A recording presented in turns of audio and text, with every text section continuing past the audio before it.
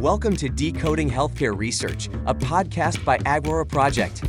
Join us as we delve into the behind-the-scenes world of groundbreaking research and the dynamic healthcare industry, interviewing top paper authors, engaging experts on industry-related topics, and exploring medical subjects that affect our daily lives.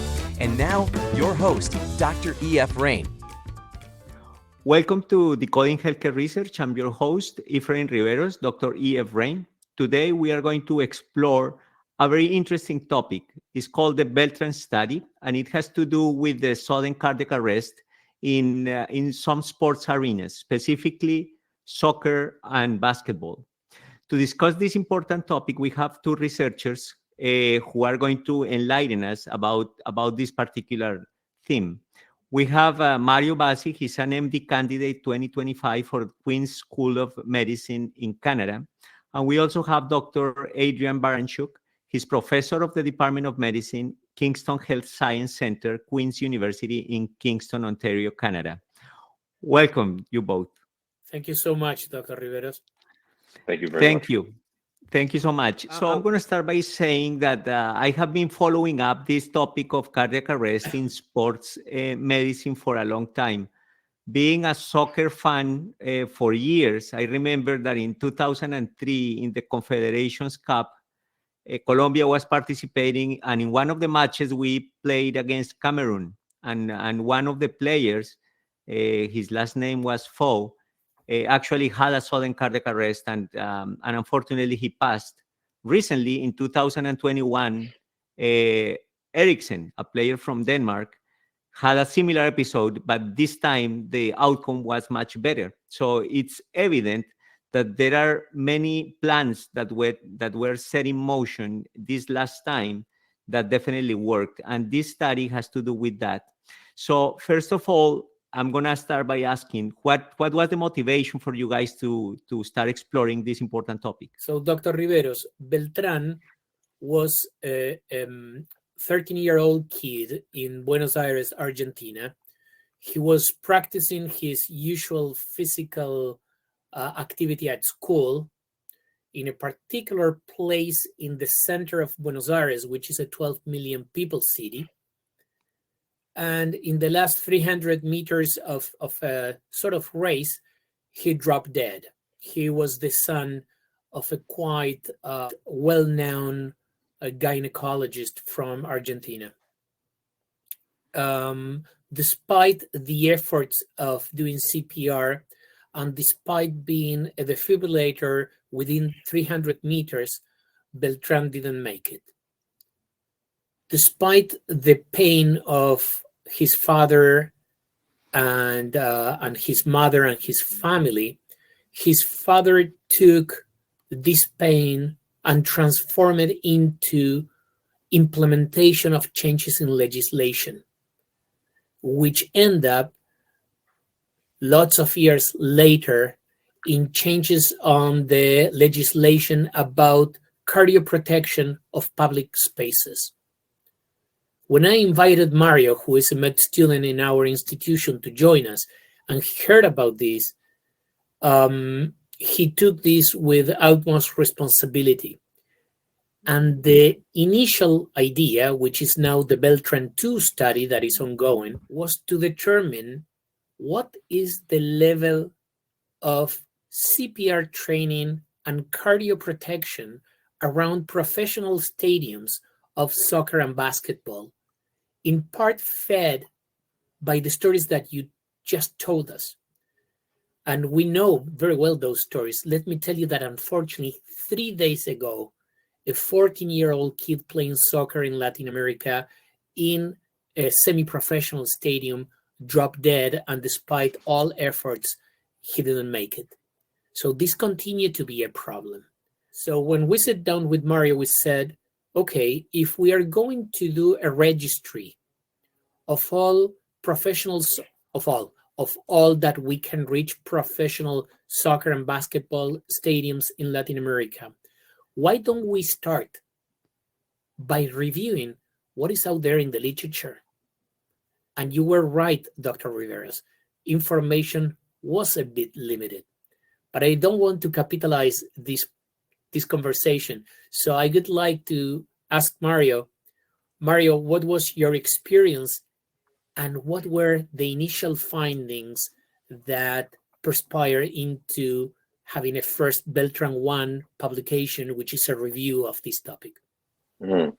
Yeah, and like Dr. Baranchuk mentioned, it was a very exciting project to be a part of and still be a part of. BELTRAN 1, the first review that we're discussing now, was very exciting and, as mentioned, very limited information that relates to stadiums, especially in areas like Argentina, where BELTRAN unfortunately passed away.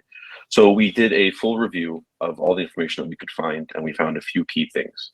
We found that not only are athletes at a significantly higher risk of cardiac arrest in a sports situation, so for example, playing soccer, playing basketball, the rate of cardiac arrest and the risk is about 2.5 to 1 compared to the general population, despite the fact that most of these athletes are actually in significantly better shape, even at the recreational level.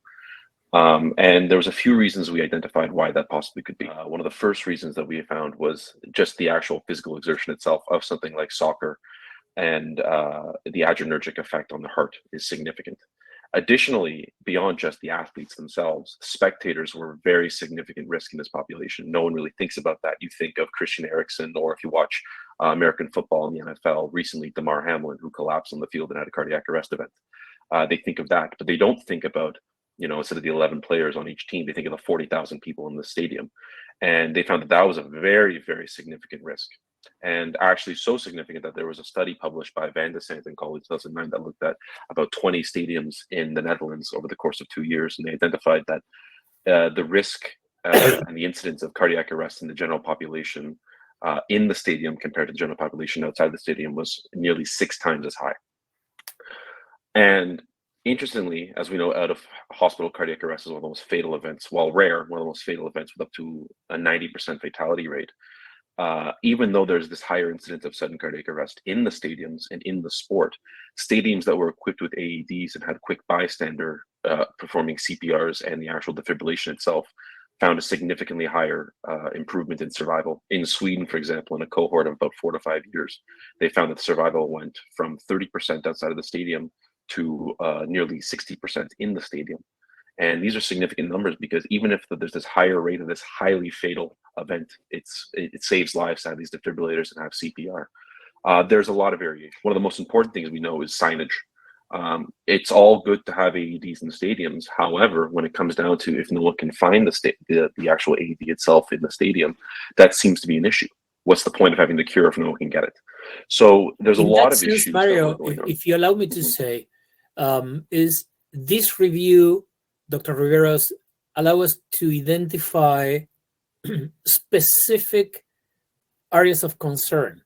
It seems that having a defibrillator within a stadium, that having few people training CPR, it's not enough to maintain what we call the survival chain, which is the time and actions that should elapse between one event and another for the person to have a high probability of survival. Of course, that for the health of the soccer players, having CPR trained individuals, even the same soccer players who are the initial ones that can detect that someone dropped dead until the medics and paramedics can arrive. But in addition to that, the access to a defibrillator. Let me put a simple example. If 6 defibrillators are in a box in a place that is 600 meters within a stadium for 30,000 individuals, it may happen that the time elapsed from death until defibrillation is long enough, and we know that about 10% of reduction of survival occurs every minute.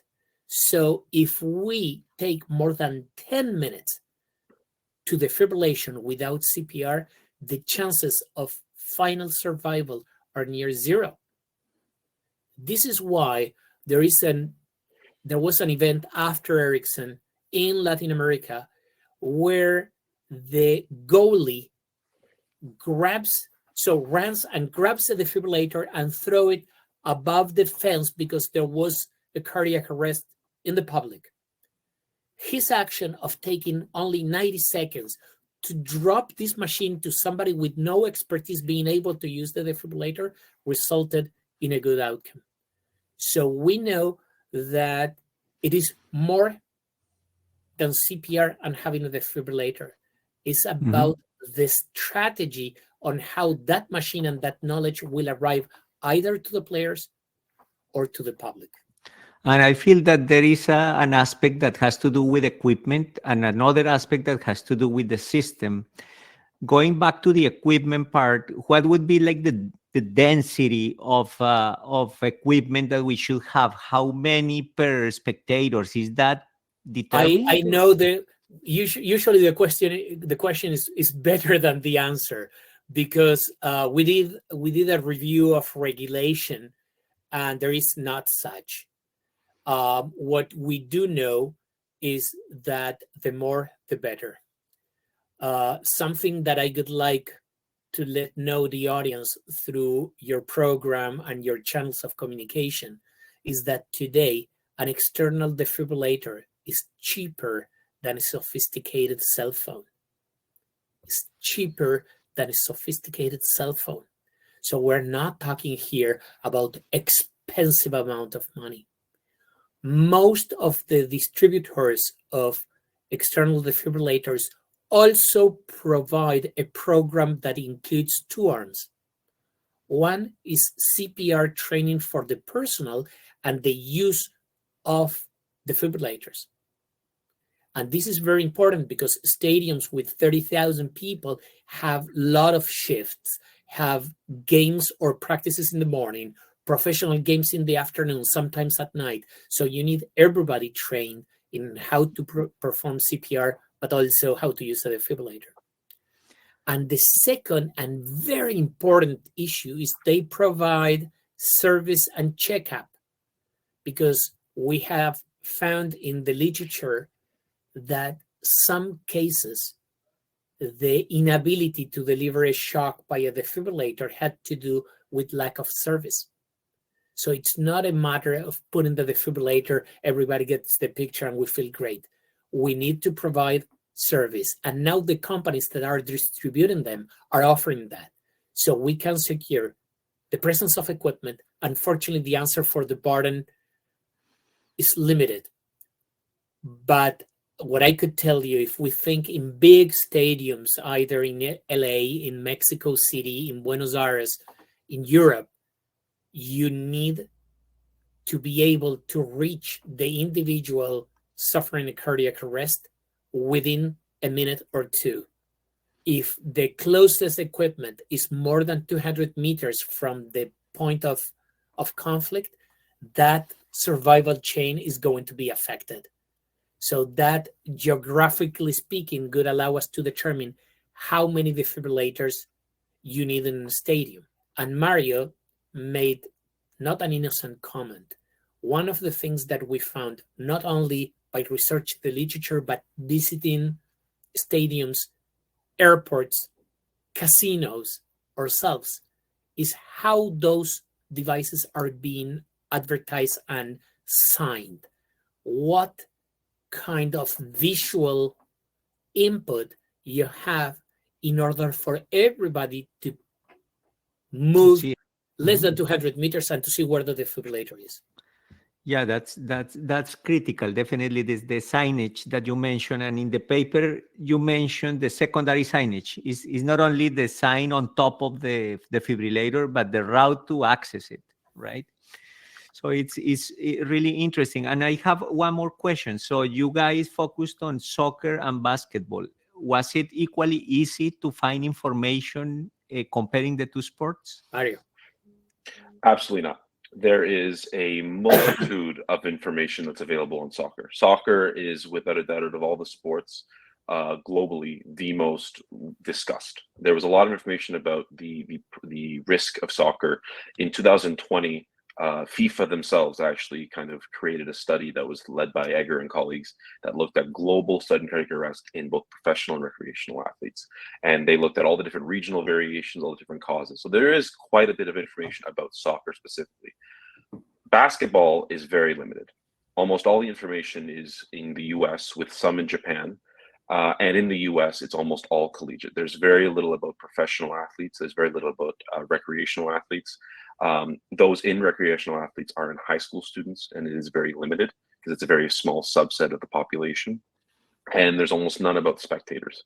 And so we identified that in terms of global region and variation and even underlying causes, outside of the United States and North America and a little bit of Japan, there's almost no information. So there is a very large gap of the information available for basketball. And given that basketball is one of the fastest growing sports around the world, not just in the US, but in Europe and Asia especially, there is a significant need to identify what is the risk, what is the incidence, what's being done, and other stuff like that. Now, if we focus on the athletes, what would be like the risk factors? Because I know that the professional teams, they have screening programs, but even with those screening programs, we still have casualties. So what are the risk factors that could make us anticipate that someone may suffer this event? So we talk about risk factors for sudden death in young, otherwise healthy athletes, people that sometimes has passed the basic screening, which is an area to keep discussing how intense should be that screening in order to avoid 1 in 35,000 year athlete death, right? With no doubt, there are genetic components that add up to the risk factor. For example, the presence of hypertrophic cardiomyopathy, the presence of undetected accessory pathways that could link to supraventricular arrhythmias degenerating into ventricular fibrillation. I apologize to your audience, but what I'm trying to say is there are genetic conditions that are easy to detect with a physical exam plus minus an ECG. There are genetic conditions that may escape that angle of recognition, and they may require a more extensive cardiovascular exam, including cardiovascular imaging. And not every institution that trains young athletes do provide with this type of screening. The good aspect of this is that we have colleagues all around the world, from Europe to North America to Latin America to Africa and Asia, working on guidelines and reviewing guidelines of what is required in order to practice competitive sports. It is less easy when we move from professional competitive sports to non-professional competitive sports, where screening is inexistent or limited to a note written by a non-specialist in 10 minutes saying this person can practice sports. And this is where we find trouble, because some of these non-professional then evolve into professional with a certificate done for an 18-year-old individual than when he was 8 or 9 years old in a non-professional institution, and that continues, and there's no reassessment, and then we face these dramatic situations, right? Of course, there is an epigenetic or a non-genetic component, and I can use a dramatic example. That's something that happened 3 days ago during a concert in Brazil of the well-known Taylor Swift. There is a heat wave due to this climate crisis that we're all living with, a perception of temperatures near 60 degrees. And a young, energetic psychology student, 22 or 23 years old, couple of subjects to graduate, presented a heat stroke. She was successfully resuscitated in the stadium, so indicating all the things that were needed to try to recover her were deployed. within the stadium, but unfortunately, this young lady passed through her ambulance travel to the hospital. And so those are risk factors.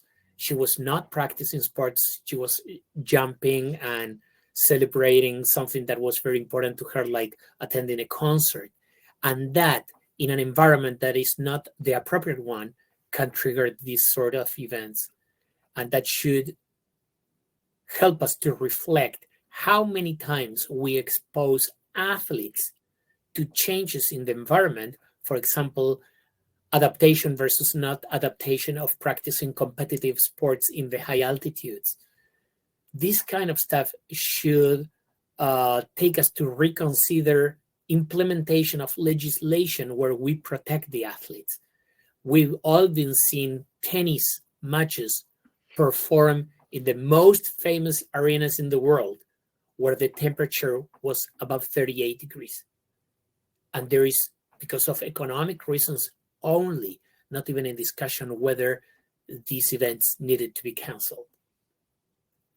So maybe we can use part of Mario's research to provoke our legislators to determine concrete actions that may help us reducing this type of events. And that was actually my next question. In your search, do you feel that there is enough commitment from governments to try to push these initiatives through? I would like to be gentle and to be honest. Mario's efforts in BELTRAN 2, which is now the registry, for which we have received at a slower pace that we stipulated, but it's moving. Real and true information about stadiums, soccer and basketball stadiums in Latin America, about their status quo of cardioprotection, but also going back to review events in their stadium, both involving athletes or public. So it's a two-stream survey. One is to determine, well, this is the reality in a continent. Second, this is a historical review of what happened in those stadiums. So, and that reinforces this idea of, or the way that I would like to answer your question, Dr. Riveros, which is, in order to sit down with legislators, we need a proper snapshot of what the problem is. Several organizations, including FIFA, including CONCACAF, and some others in the continent, are open to sit down with us to review what is the current status quo of cardioprotection in their stadiums. We don't feel rejected or neglected. But one thing is to hypothesize why these institutions need to invest money. Sorry, the other institution that was very receptive is CONMEBOL in Paraguay. Rather than discussing in the air, and even when everything that Mario could say makes sense, showing them a snapshot of reality, it is critical to move from idea to implementation and action. So we are in that process, in collecting the data that could be our motor and possibly the rotor of change when sitting down with legislators from the region. As you guys move forward with your research, do you plan to encompass more sports beyond soccer and basketball? I would like Mario to answer your question because we have expanded. We have expanded beyond sports for something that we notice a gap in knowledge. Mario? Mm-hmm. So in terms of the other sports that we're doing, we have discussed some of the sports and they're still on the table. But one thing that Dr. Baranchuk and I discussed that we noticed was, like we mentioned earlier, there's that 10% reduction in mortality per minute. And one thing that I thought about while I was on a plane was not every plane requires an AED. So we did some research, background research, and we realized that if you're on a flight and you need a defibrillator, or you have a sudden cardiac arrest or an event like that, there isn't that many options. And so currently we're writing up a review that encompasses, much like BELTRAN 1, what is the current state of cardiac arrest based off the new research, what's going on commercial flights that people do. Because everyone's been on a flight where they announce on the PA system, is there a doctor on the plane? Can someone assist with medical training? And having that knowledge to understand, much like BELTRAN 2, what are the real world numbers of what's going on? What's the risk to say who can benefit most from having an AED? What airlines need the most? How many do you need on the flight? What's the training status? Just like we're doing with BELTRAN 1, will really provide some benefit. Additionally, another project that we're planning on doing in the future is a real world city view of public access defibrillation, both in any public building and even private buildings if they agree to it, such as gymnasiums, city halls, museums, stores, street sides, things like that, to see if you're an average person, and there is a lot of research on out of hospital cardiac arrest, but if you're an average person, what is the speed in which you can get defibrillated? What's the risk? What's the incidence? And follow that for a period of time to, again, provide data to show this is what the real world data is showing. So there's options for sports in the future, but this project has inspired us to expand to other clinical and real life situations that impact real people on a daily basis. And it requires a lot of effort, but definitely you guys are sowing the seed, because this is something that is of value, I think, in every single place that people gather.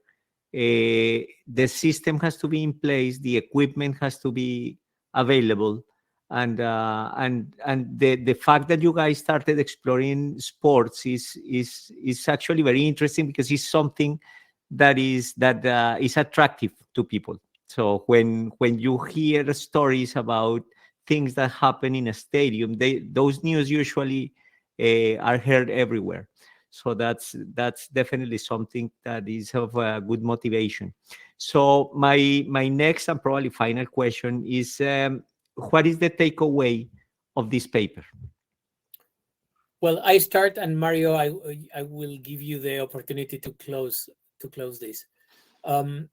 In our research lab, Dr. Riveros, one of the mandates is a concept that we call intergenerational equity.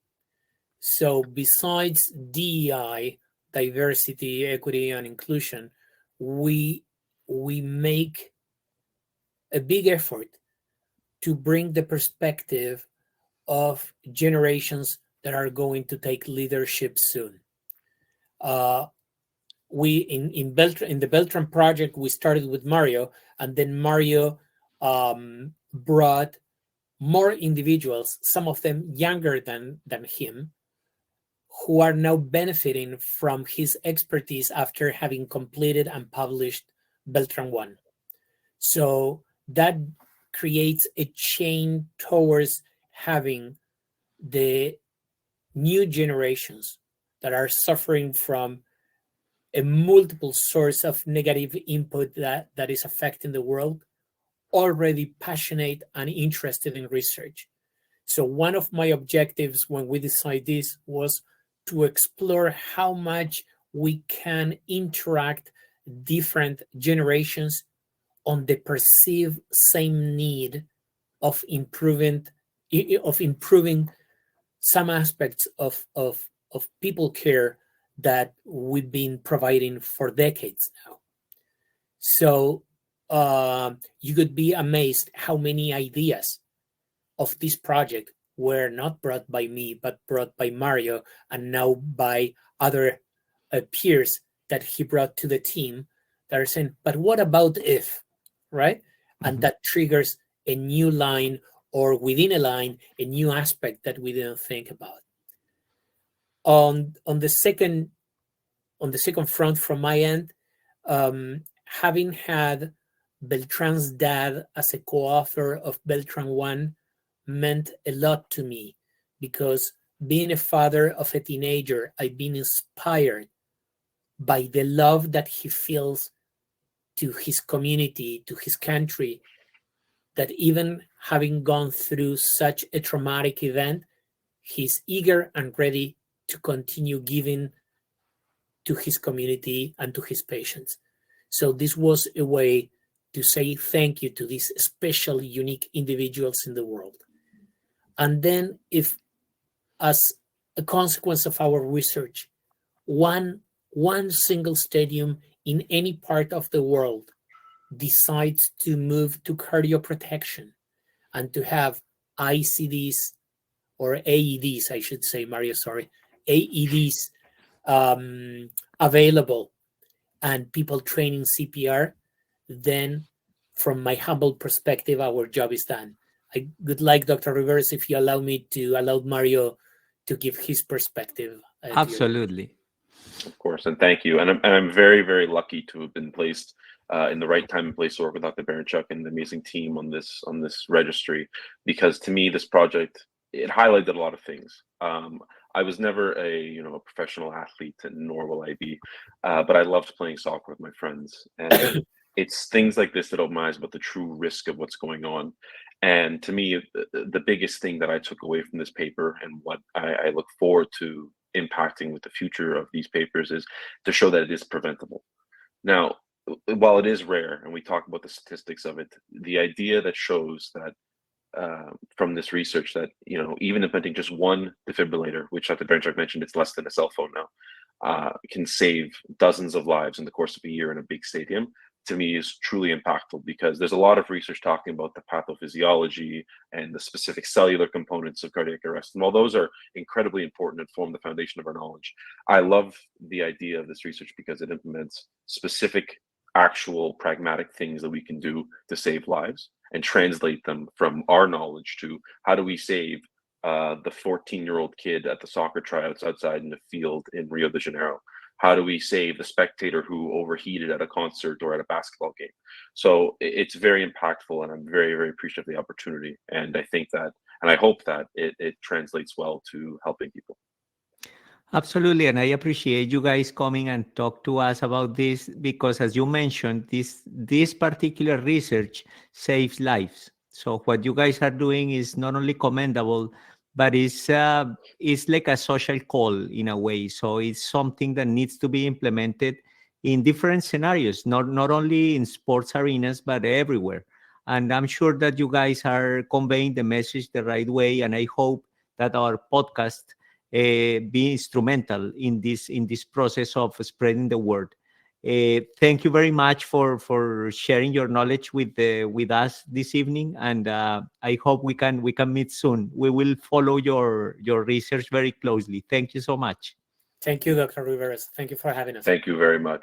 Thank you. Thank you, and see you in the next episode. Thank you so much for tuning into this episode. If you enjoyed it, please don't forget to give us a thumbs up and share it with your friends and family. Make sure to subscribe to our channel and hit that notification bell so you never miss an episode. If you have any questions or thoughts about today's topic, we'd love to hear from you. Feel free to leave your comments down below. For more information and references related to today's discussion, you can find them in the video description below. We appreciate your support and look forward to having you back for our next episode.